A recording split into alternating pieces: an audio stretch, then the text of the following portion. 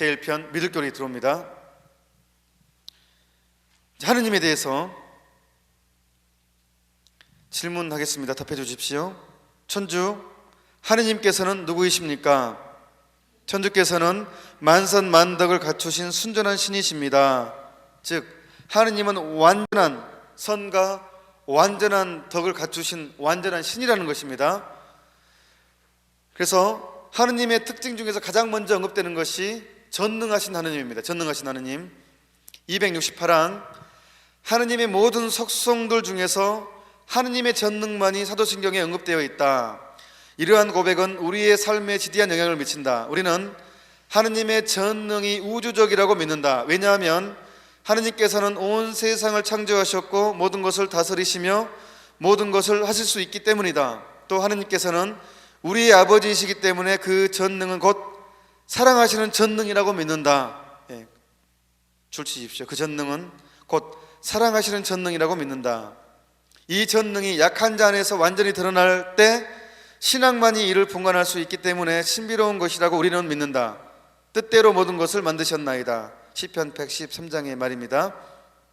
그런데 이 하느님의 전능이 무능하게 보이는 하느님의 신비로 드러납니다.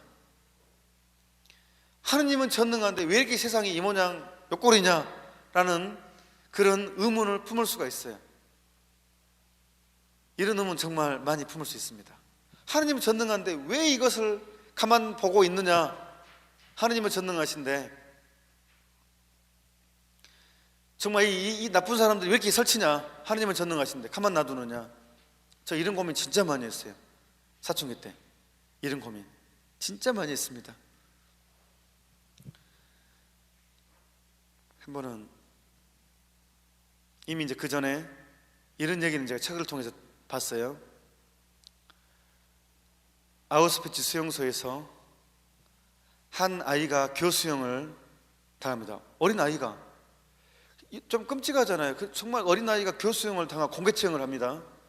사람들이 하느님에 대한 의심을 품었습니다. 하느님이 어떻게 전능할 수 있느냐? 전능하다면 어떻게 이런 것을 허락하실 수 있느냐? 여기 허락이 아니라도 어떻게 침묵하실 수 있느냐?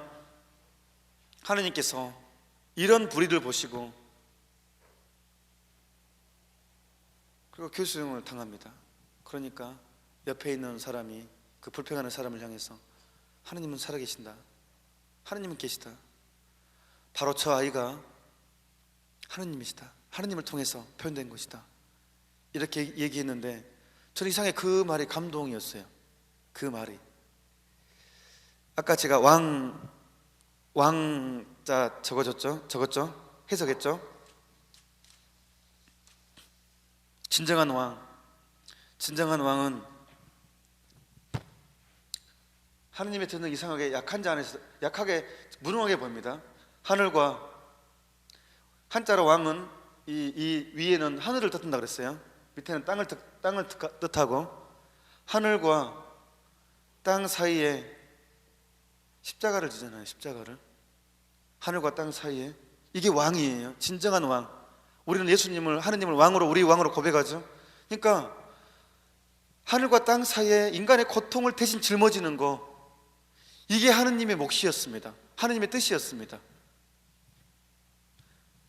벌로서 인간을 변화시킨 것이 아니라 당신의 죄를 인간의 죄를 대신 뒤집어 쓰므로써 당신의 전능을 드러낸다는 거예요.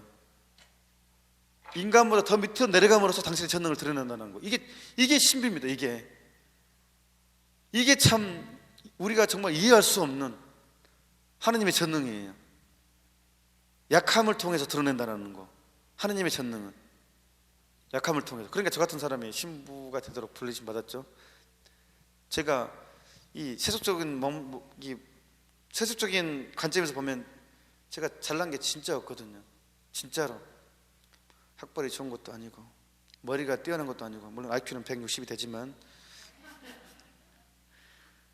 IQ가 뭐 뛰어난 것도 아니고 집안이 뭐 세속적인 견지에서 보면 대단한 것도 아니고 하여튼 내세울 만한 게 하나도 없어요. 제가 정말 내세울 만한 게 없으면 머리도 곱슬머리지 자세히 보면 죽은 게 많지 뭐 정말 크면 멀때까지 크고 속은 없지. 뭐 제가 진짜 인간적인 관점에서 보면 정말 내세울 만한 게 없어요. 왜냐면 이 위대한 사제직에 부림받았잖아요. 하느님의 전능은 약함 안에서 드러나니까, 부족함 안에서 드러나니까. 제가 진짜 믿어요. 그래서 내가 사제가 됐다는 거.